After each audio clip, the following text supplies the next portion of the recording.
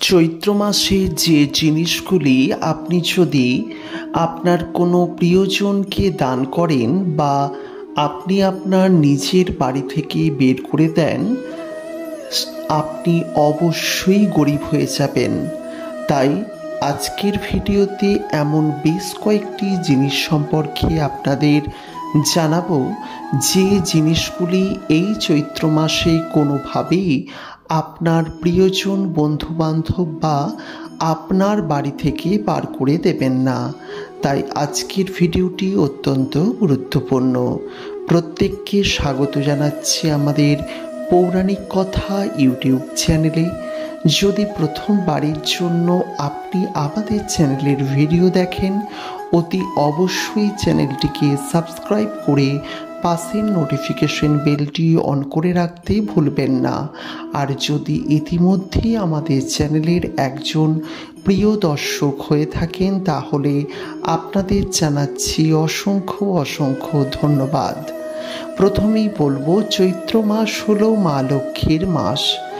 এই মাসে আপনি কিন্তু আপনার কোনো জিনিসপত্রই আমরা বাড়ি থেকে বাইরে বের করে দিই না, কিন্তু এমন কিছু জিনিস আছে যে জিনিসগুলি যদি এই চৈত্র মাসে ধার হিসেবেও কাউকে দেওয়া হয়, সেক্ষেত্রে কিন্তু আপনার আর্থিক অবনতি হয়।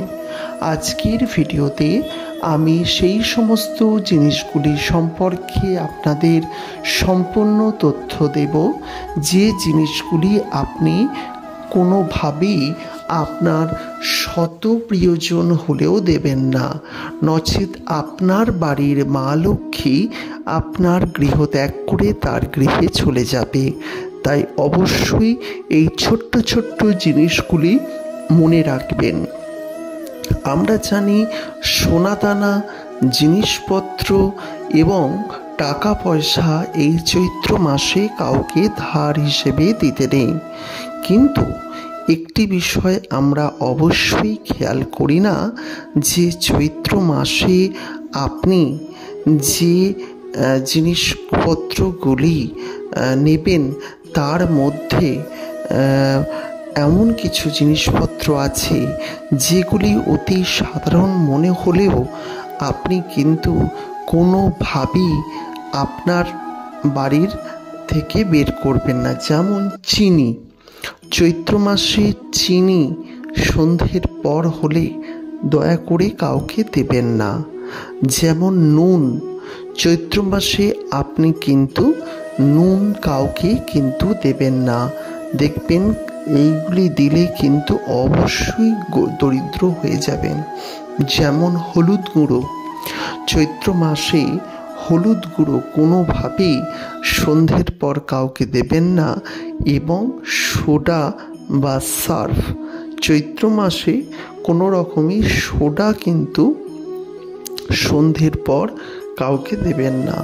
আমরা জানি যে সোনার উপর টাকা পয়সা দিতে নেই, কিন্তু এই জিনিসগুলি দিলেও কিন্তু মা লক্ষ্মী অত্যন্ত রুষ্ট হন এবং আমাদের বাড়ি থেকে বিদায় নিয়ে নেন। তাই এই বিষয়গুলি অবশ্যই খেয়াল রাখবেন এবং মেনে চলবেন। আশা করি আপনাদের সমস্যার সমাধান হয়ে যাবে। যাই হোক, ভিডিওটি দেখার জন্য অসংখ্য ধন্যবাদ। যারা প্রথমবারের জন্য দেখলেন, চ্যানেলটিকে অবশ্যই সাবস্ক্রাইব করে পাশের নোটিফিকেশন বেলটি অন করে রাখতে ভুলবেন না। নমস্কার, ভালো থাকবেন, সুস্থ থাকবেন।